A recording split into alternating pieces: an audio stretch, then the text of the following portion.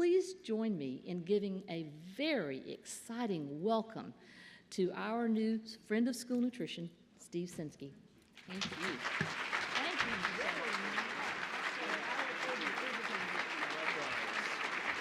Thank you.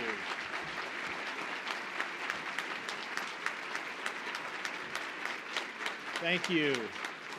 Thank you all very much. Wow, how wonderful it is to be here. Thank you so much for this invitation, Lynn. Thank you for inviting me here and giving me this opportunity. I was sworn in as deputy back in October, but I understand that a lot of you were able to hear Secretary Perdue when he visited with you all this summer, and I know that he got a real rock star welcome from all of you there then, and thank you very much for that warm welcome as well. I'm so grateful to have this opportunity to address all of you today because it's hard to properly express the gratefulness that we have for you. I just had the opportunity to have a visit with your executive committee over lunch, and thank you for serving edamame soybeans. Yes, thank you for that.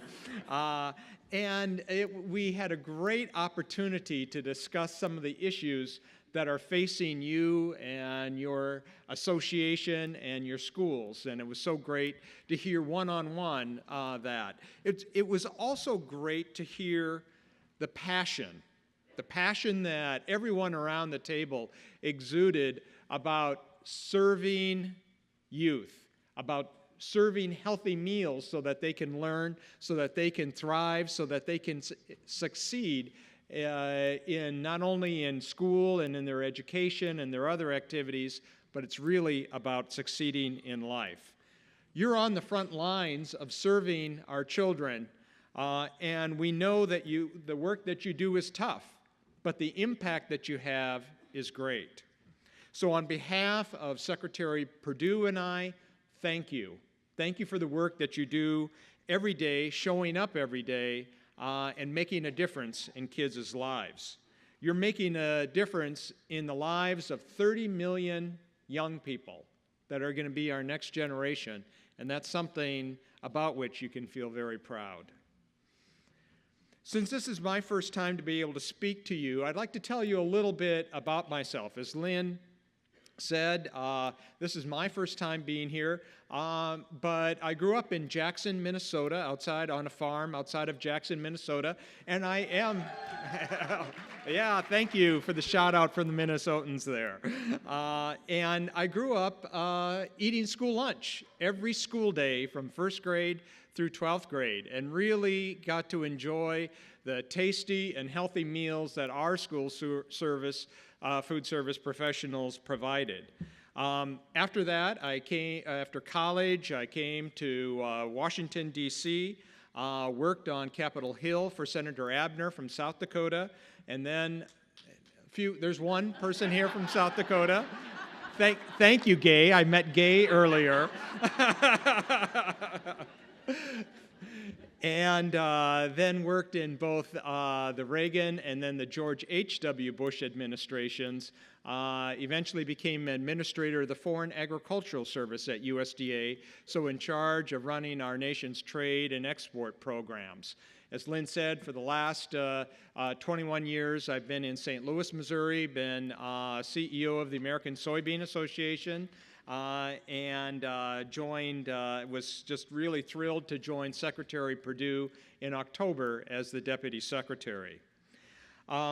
I'd like to talk a little bit on a couple of announcements that we have on school food and nutrition, but before that I'd like to give you a little bit of an update on what we're doing generally. As you know, Secretary Perdue has been on the road. He's been traveling. He's visited 33 different states since he was sworn in. He's done 2 RV tours, covered over 2,300 miles, and going around and talking to farmers, talking at schools, talking to rural America and listening and getting a lot of input. And so that's been great.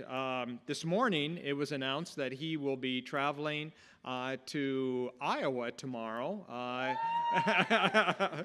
He'll be traveling there to swear in our newest member of the subcabinet, Bill Northey, as Undersecretary. Bill is the current Director or Secretary of Agriculture in Iowa, and he'll be coming to join us as well here. I expect to see him on Wednesday. So he'll be sworn in tomorrow night back in Iowa and then be joining us here.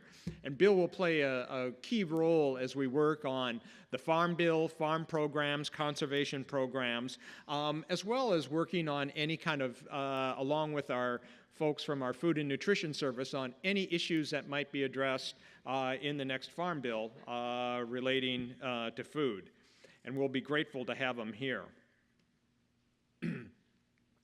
In the area of school nutrition, as you know, USDA has taken a number of steps to try to provide some flexibility, provide some options, etc., to help you who are feeding our nation's children. Of course, one such action was our action publishing the interim final rule, the flexibilities in milk, whole grains, and sodium requirements. And as you know, that rule provided greater flexibility for food service professionals so that they could still provide the wholesome, nutritious, and tasty meals in schools across the nation. Had a great visit again with your executive committee this noon, talking about the flexibility that's needed on whole grains, on sodium, and then also talking on the administrative reviews. The comment period for that rule, that interim final rule, has closed at the end of January. We received over 86,000 different comments on that, and so our folks at the Food and Nutrition Service are in the process of reviewing those comments that they've received, and we expect to issue a final rule this fall, in the fall of 2018. The second food nutrition update is somewhat similar. As you know, we're also inviting comments right now to submit ideas on food crediting. This system of how much each food item contributes to a meal under the National School Lunch and other nutrition programs is something that we're accepting comments on, and we really do want to receive your comments. We want to hear about any kind of possible benefits or any negative outcomes to any potential changes that we might make on how foods credit under those programs. We want to make sure that your voice is heard. So please do submit any comments that you have, and we're asking for those comments by April 23rd. I want to talk a little bit about two announcements that we're making here today and that I have the pleasure of talking about. One is the release of a proposed rule, and second, about some new resources that are going to be providing states and local school districts with some flexibility on how to best operate the programs in the most efficient and productive manner for the children that they serve.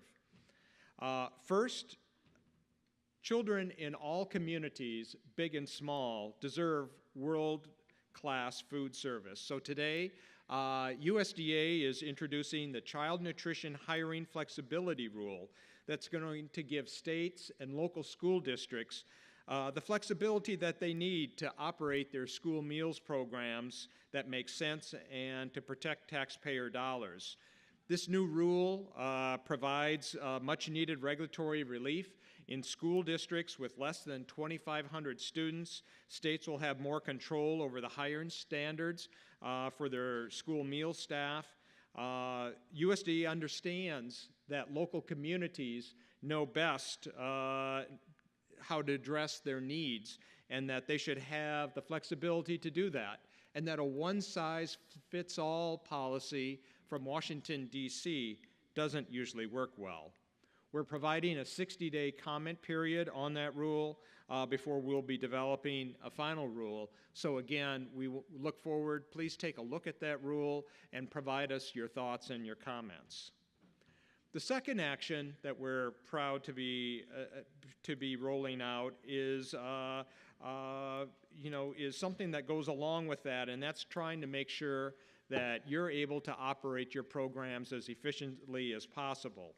And that's why we're releasing a new suite of resources to try to help school districts deliver school meals with high efficiency. Some of those resources encourage and equip local school districts to take actions that can help improve the integrity of their programs. They provide some resources that can be useful to schools, best practices that have been used, etc., so that they can try to run efficient school operations and spend less time on administrative matters and more time on delivering healthy meals. USDA's goal is to feed everyone and do right. And of course, that starts with our children. We're committed to giving states and school districts the flexibility that you need and that you deserve to build bright and self-sufficient futures for our children. So again, we welcome your suggestions on both of these items and look forward to receiving the comments that you have. I also want to throw it open and say that we also welcome your input on other aspects of the program where we can try to make improvements. Obviously, there's going to be needs for paperwork and requirements, as there is in any program, to make sure that there is accountability and integrity in the programs. But at the same time, we want to make sure that these programs are able to operate efficiently, that we don't have redundant rules in place or requirements, and that you're able to navigate through the resources and fill out that paperwork in as easy of a manner as possible. So again, we're always welcome, even outside of the rules that we've talked about, to your suggestions and tips on how we can ease that administrative burden, because we do appreciate what you do. Again, it's my pleasure to be able to be working at the department with Secretary Perdue, working with our Food and Nutrition Service, and other folks at the department to help run our programs. I talked about that goal is to do right and feed everyone, and it can sometimes feel daunting. But I know that what really gives me hope is when I have the opportunity to go out to meet people like are in this room, like folks that I had lunch with today, that are very much committed and passionate about doing right and feeding everyone. We live in an imperfect world, but what gives me hope is meeting the folks that are passionate like you. So my encouragement is to keep on speaking out, keep on being passionate, keep on telling officials like me, folks on the Hill, folks at your state and your local levels, what can be done to improve the program so that you can do your job to help our kids succeed.